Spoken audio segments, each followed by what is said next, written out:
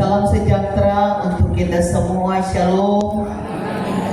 Damai di hati. Berarti yang masuk gereja bukan penggemar Argentina kan? Tapi ada juga kan? Pendeta penggemar Argentina marah. Prioritaskan ibadah. Berharap orang yang penggemar ibadah malam. Amin.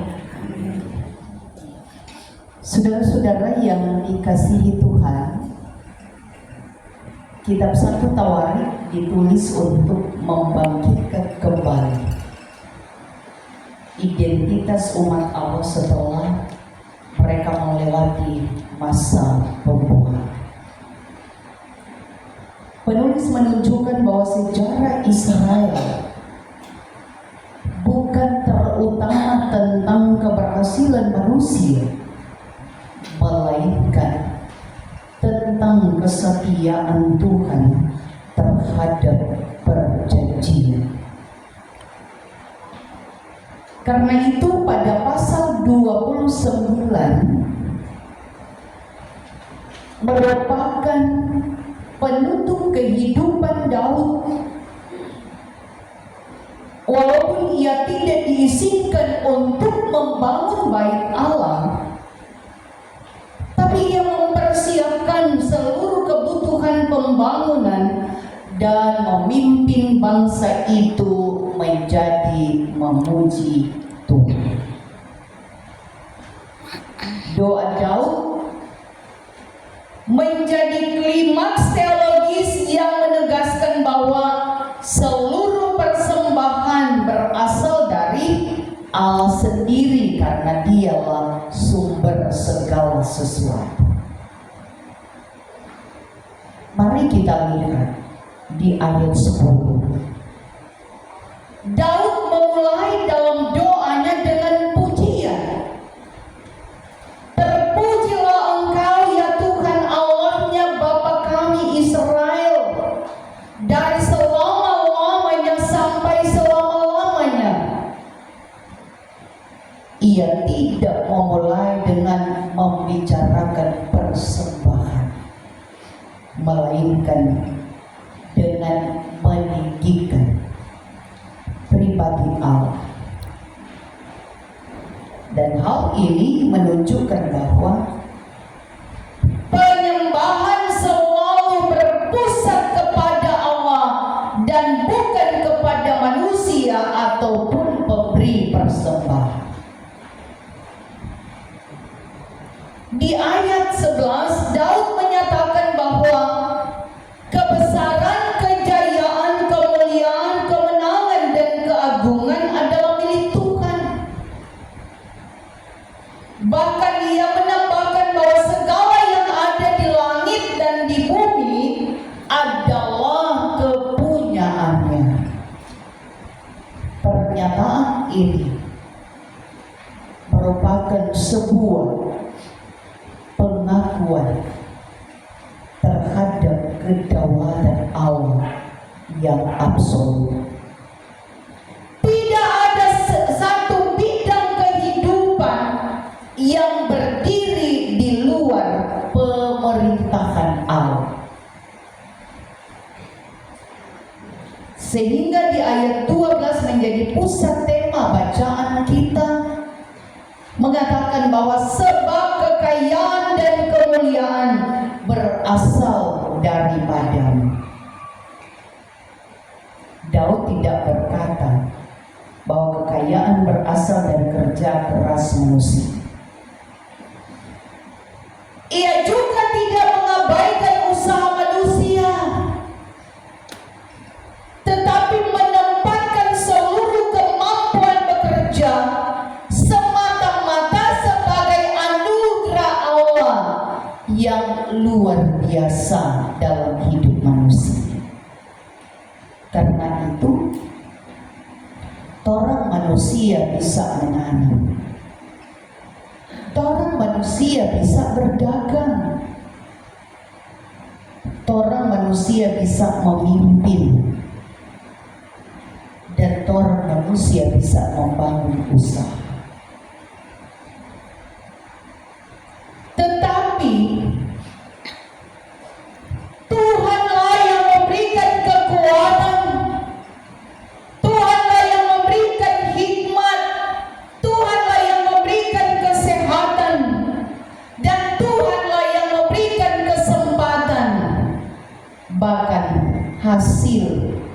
terakhir yang kita butuhkan dalam hidup ini. Karena itu, memahami sumber segala sesuatu, Daud berkata, sebab siapakah aku ini dan siapakah bangsa? Sehingga kami mampu memberikan persembahan sukarela seperti ini. Sebab daripada mula segala-galanya dan dari tanganmu sendirilah persembahan yang kami berikan kepadamu, dalam ayat 14 tadi. Mengarahkan kepada kita. Bahwa persembahan bukanlah pemberian manusia kepada Allah, seolah-olah Allah membutuhkan sesuatu. Tetapi persembahan merupakan pengembalian sebagian kecil dari apa yang Tuhan telah berikan lebih dahulu dalam kehidupan kita, sebagai bentuk respon syukur kita kepada Tuhan, sumber berkat dalam hidup ini. Karena itu Daud mengingatkan bahwa manusia, dalam bahasanya di ayat 15, manusia hanyalah orang asing dan pendatang di hadapan Allah. Artinya bahwa kehidupan manusia sifatnya sementara. Kekayaan tidak dapat dibawa memasuki kekekalan. Kesadaran ini melahirkan kerendahan hati, bukan ketamakan. Banyak orang terjebak dalam cara dan gaya hidup. Ketika kehidupan telah diberkati, kadang orang lupa. Orang lihat kepada Daud.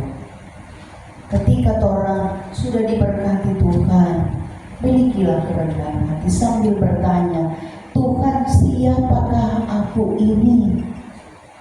Siapakah bangsaku? Dalam konteks kehidupan kita, siapakah keluargaku? Sampai sedemikian Tuhan berkenan boleh menikmati. Para ada Tuhan ketika telah diberkati, so di mau bajalang, so di mau agak muka, kurang dahaga di bawah. So di mau harga tu kanan tu kiri, karena mulai merasa diri di atas, bukan di sini, di sana. Artinya kita diarahkan untuk segala sesuatu mari kita nyatakan dalam sebuah ucapan syukur. Daud mengantarkan kita pada tujuan hidup. Betapa pentingnya memiliki hati yang penuh dengan syukur, bukan hati yang berlimpah dengan iri hati, dengki, dendam, amarah, dan seterusnya. Ini orang uji. Ketika kita melepaskan setiap keegoisan hidup kita, maka tuh berkat Tuhan mengalir, seperti air mengalir yang tak pernah berhenti. Bayangkan Daud, Tuhan tidak izinkan untuk dia mendirikan bait Allah, tetapi dia telah mempersiapkan apa yang perlu dia persembahkan kepada Tuhan. Dia menyiapkan semua bahan bangunan, tetapi juga dia mengajak kepada umat Israel, bahkan kepada anaknya Salomo, untuk bersyukur dalam doa kepada Tuhan, memiliki kerendahan hati, karena dari situ maka semua akan ditambahkan Tuhan. Karena itu tidak salah kan, tuh firman bilang, carilah dahulu kerajaan Allah, maka semuanya akan ditambah. Karena itu kalau orang so seperti dalam firman hati, hatiku adalah rajaku, dan di mana hartaku berada, di situ hatimu berada. Ada nggak tuh begitu? Artinya bahwa mereka lupa untuk waktu buat Tuhan. Mereka mengejar dengan usaha pekerjaan, itu tidak salah. Bagi Daud bilang, ya tidak salah. Usaha pencapaian target kita dalam kebutuhan hidup keluarga kita, masa depan anak cucu kita, tapi jangan pernah lupakan waktu untuk Tuhan. Nah, zaman sekarang kan lain kali di grup Sobilan jemaat sebentar atau hari Kamis dan Rabu ada ibadah kolom. Pernah dia minta izin nih karena ada tuh kerja kok nggak bisa saya terima. Dan nanti baru hari Senin sudah kasih ini. Artinya mengarahkan kita bagaimana kita bisa mengatur sambil berpusat perhatian kita kepada Tuhan. Karena itu dalam ayat 17 sampai 19 Daud memohon agar hati umat tetap tulus dan setia kepada Tuhan. Ia memahami bahwa masalah terbesar bukan kurangnya harta, melainkan hati yang mudah menyimpan. Karena itu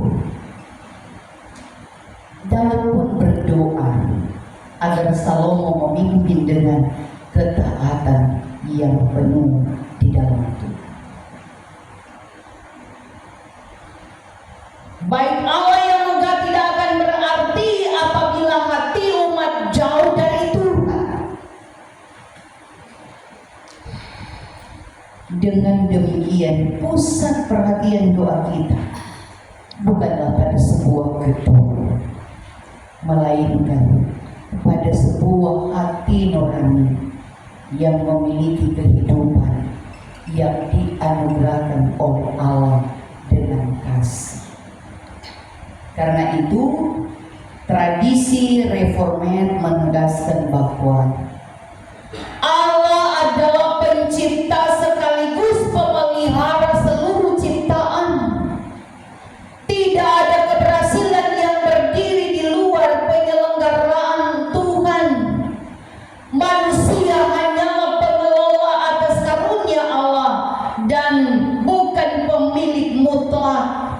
Oleh sebab itu, kekayaan harus dipandang sebagai sarana dalam rangka memuliakan Tuhan, bukan sebagai alat menyombongkan dan meninggikan diri. Kemuliaan Allah, soli Deo Gloria, menjadi tujuan akhir setiap pekerjaan, persembahan, pelayanan, dan dalam ucapan syukur kita kepada Tuhan. Karena itu apa yang perlu kita renungkan dan akan berdampak dalam kehidupan kita setelah kita membaca bagian bacaan ini. Pertama, hendaklah kita mampu memberi persembahan syukur kepada Tuhan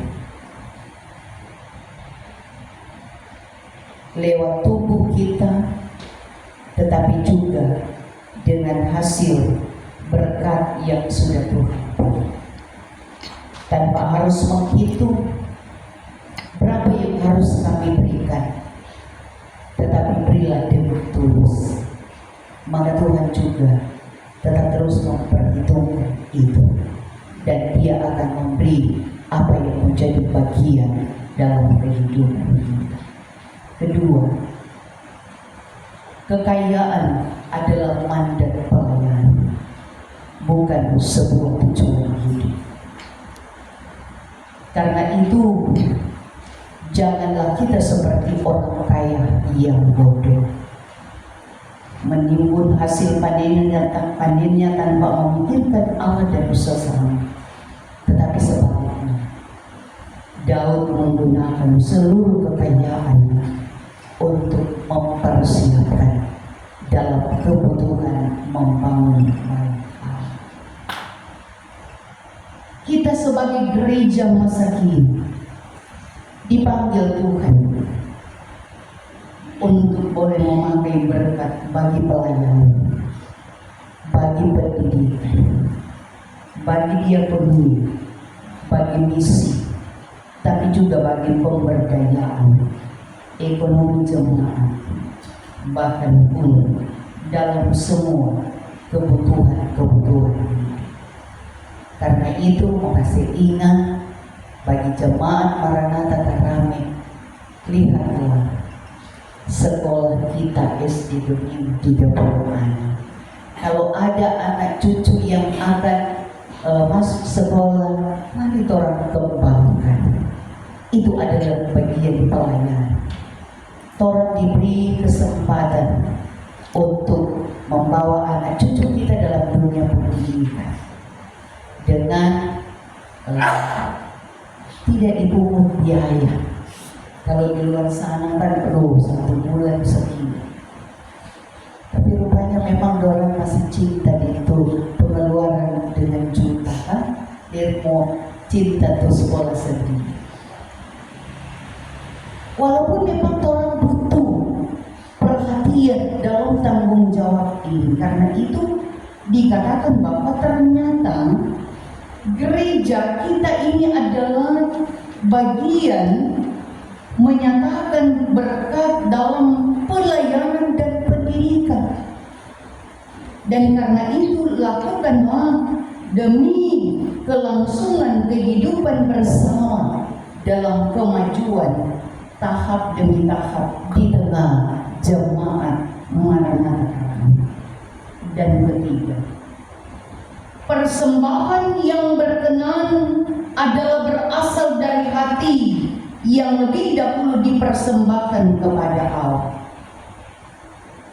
Ada orang lebih utamakan itu mau kasih itu persembahan lewat finansial. Karena itu ada satu jemaat kan, bapaknya tak tulis orang persembahan bulanan serta cek rupanya katukan juta. Jadi pegawai lalu minta maaf ada terlewat, bukan sengaja. Artinya bahwa mengarahkan kita bahwa betapa pentingnya hati kita. Kalau hati kita yang kita dahulukan untuk mempersembahkan kepada Tuhan, seberapapun yang kita beri ketika lahir dari hati, maka itu yang akan menjadi berkat dalam kehidupan di tengah kebersamaan jemaat. Kalau orang hati tergerak untuk bersyukur, biar ledoi pas-pasan, aduh mau kasih for Tuhan kan? Tapi ini menjadi bagian perenungan kita untuk kiranya kita bisa nyatakan dalam kehidupan bersama. Karena itu doa Daud mengajarkan bahwa puncak ucapan syukur kita hendaklah kita menyatakan dalam sebuah pengakuan bahwa Allah tetap menjadi Raja atas seluruh kehidupan kita. Dan ketika hati tunduk kepada kedaulatan Tuhan, kekayaan berubah menjadi alat pelayanan, kemuliaan kembali kepada pemiliknya, dan hidup menjadi persembahan yang harum di hadapannya. Inilah spiritualitas Alkitab yang membebaskan manusia dari segala kesombongan serta menuntun hidupnya dalam sukacita, kesetiaan, dan penyembahan yang sejati. Semoga kita semua tetap terus beri dengan syukur dan sukacita di dalam Tuhan. Amin.